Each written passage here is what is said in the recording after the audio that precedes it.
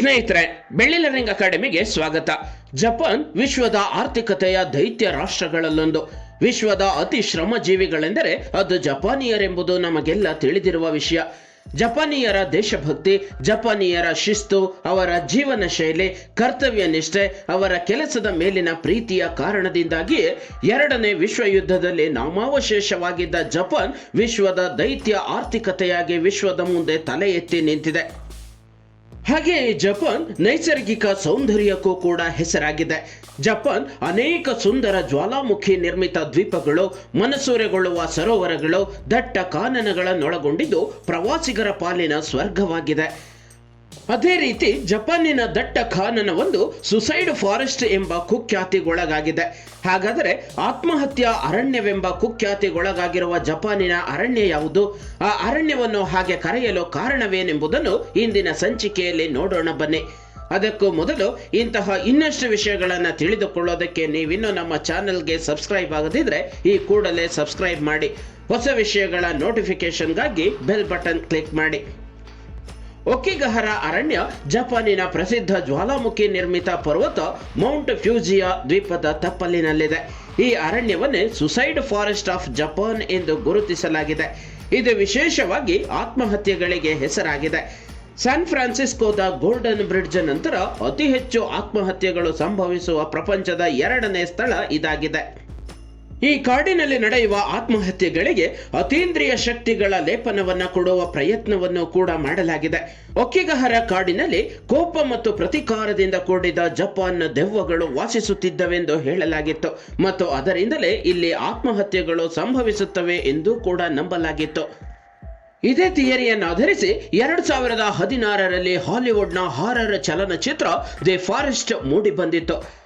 ಕಳೆದು ಹೋಗಿರುವ ತನ್ನ ತಂಗಿಯನ್ನು ಹುಡುಕುತ್ತಿರುವ ಅಮೆರಿಕನ್ ಮಹಿಳೆ ಒಕಿಗಹರ ಫಾರೆಸ್ಟ್ನ ಪೀಡಿತ ಆತ್ಮಗಳೊಂದಿಗೆ ಹೇಗೆ ಪರಿಚಯವಾಗ್ತಾಳೆ ಮತ್ತು ನಂತರ ಅದರಿಂದ ಹೇಗೆ ಆಕೆ ಪಾರಾಗ್ತಾಳೆ ಅನ್ನೋದನ್ನು ಸಾಹಸಮಯವಾಗಿ ಈ ಚಿತ್ರದಲ್ಲಿ ತೋರಿಸಲಾಗಿದೆ. ಜಪಾನಿನ ಪುರಾಣದ ಪ್ರಕಾರ ಪ್ರತಿಕಾರದ ಒಲವನ್ನು ಹೊಂದಿರುವ ಸತ್ತವರ ದೆವ್ವಗಳಾದ ಯೂರೆಯಿಗೆ ಈ ಅರಣ್ಯ ನೆಲೆಯಾಗಿದೆ. ಯೂರೆ ಒಕಿಗಹರ ಅರಣ್ಯದಲ್ಲಿ ಅಲೆದಾಡುತ್ತಾರೆ ಮತ್ತು ಅಲ್ಲಿ ನಡೆಯುವ ಆತ್ಮಹತ್ಯೆಗಳಿಗೆ ಸತ್ತವರ ದೆವ್ವಗಳಾಗಿರುವ ಈ ಯೂರೆ ಕಾರಣವೆಂಬುದು ಜಪಾನಿಗರ ನಂಬಿಕೆ. ಹಾಗಾಗಿ ಅಲ್ಲಿನ ಸ್ಥಳೀಯರು ಮತ್ತು ಜಪಾನಿಯರು ಆತ್ಮಹತ್ಯಾ ಅರಣ್ಯವನ್ನು ಪ್ರವೇಶಿಸುವ ಧೈರ್ಯವನ್ನಂತೂ ಮಾಡುವುದಿಲ್ಲ. ಇನ್ನು ಈ ಅರಣ್ಯದ ಬಗ್ಗೆ ನೋಡೋದಾದ್ರೆ ಇದು ಮೌಂಟ್ ಫ್ಯೂಜಿಯಾದ ತಳಭಾಗದಲ್ಲಿದೆ. ಸಾಮಾನ್ಯ ಶಕ 804ರಲ್ಲಿ ಮೌಂಟ್ ಫ್ಯೂಜಿಯಾದಲ್ಲಿ ಜ್ವಾಲಾಮುಖಿ ಸ್ಫೋಟಗೊಂಡ ನಂತರ 1000 ವರ್ಷಗಳಷ್ಟು ಹಳೆಯದಾದ ಈ ಅರಣ್ಯ ರೂಪುಗೊಂಡಿದೆ. ಸೀ ಆಫ್ ಟ್ರೀಸ್ ಎಂದೇ ಈ ಅರಣ್ಯವನ್ನು ಕರೆಯಲಾಗಿದೆ. ಸುಮಾರು 3000 ಹೆಕ್ಟೇರ್ಗಳಷ್ಟು ವಿಶಾಲವಾಗಿ ಹಬ್ಬಿರುವ ದಟ್ಟ ಅರಣ್ಯ ಇದಾಗಿದೆ. ಹಿನೋಕಿ, ಸೈಪ್ರಸ್, ಹಿಮ್ಲೋಕ್ ಮರಗಳು ಭೂಮಿಗೆ ನೈಸರ್ಗಿಕ ಮೇಲ್ಛಾವಣಿಯಂತೆ ಕಾರ್ಯನಿರ್ವಹಿಸುತ್ತಿವೆ. ಸೂರ್ಯನ ರಶ್ಮಿಯು ನೆಲಕ್ಕೆ ಬೀಳದಂತೆ ಇಲ್ಲಿ ಮರಗಳು ದಟ್ಟವಾಗಿ ಬೆಳೆದಿರುತ್ತವೆ. ಜೊತೆಗೆ ಧ್ವನಿಯನ್ನು ಹೀರಿಕೊಳ್ಳುವ ಲಾವಾ ಸುರಂಧ್ರಗಳಿರುವುದು ಈ ಅರಣ್ಯದಲ್ಲಿನ ದಟ್ಟ ಮೌನಕ್ಕೆ ಕಾರಣವಾಗಿದೆ. ಇದು ಪ್ರವಾಸಿಗರಲ್ಲಿ ಸ್ವಲ್ಪ ಮಟ್ಟಿನ ಆತಂಕಕ್ಕೆ ಕಾರಣವಾಗಬಹುದು.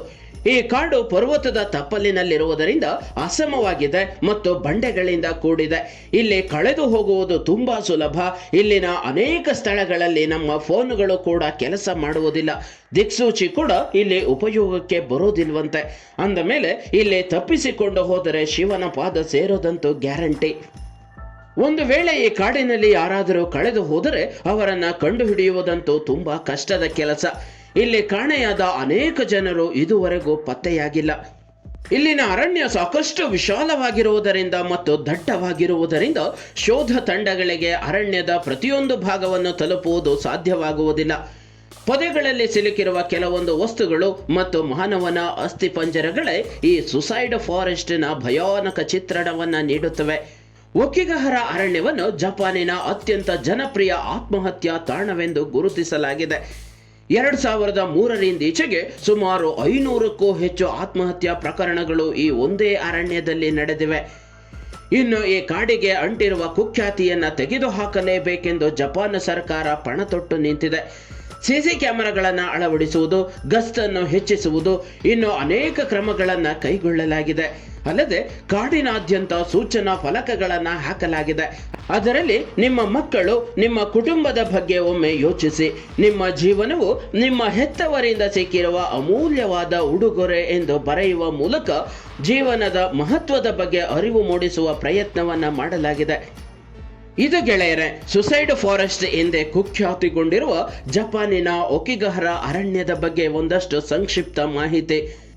ಮಾನವ ಜನ್ಮ ಬಲು ದೊಡ್ಡದು, ಅದ ಹಾಳು ಮಾಡಿಕೊಳ್ಳಬೇಡಿರೋ ಹುಚ್ಚಪ್ಪಗಳಿರ ಎಂಬ ದಾಸ ಪುರಂದರರ ವಾಣಿಯನ್ನೊಮ್ಮೆ ಉಲಿಯುತ್ತಾ ಮುಂದಿನ ಸಂಚಿಕೆಯಲ್ಲಿ ಇಂತಹ ಇನ್ನಷ್ಟು ವಿಷಯಗಳೊಂದಿಗೆ ಭೇಟಿಯಾಗೋಣ.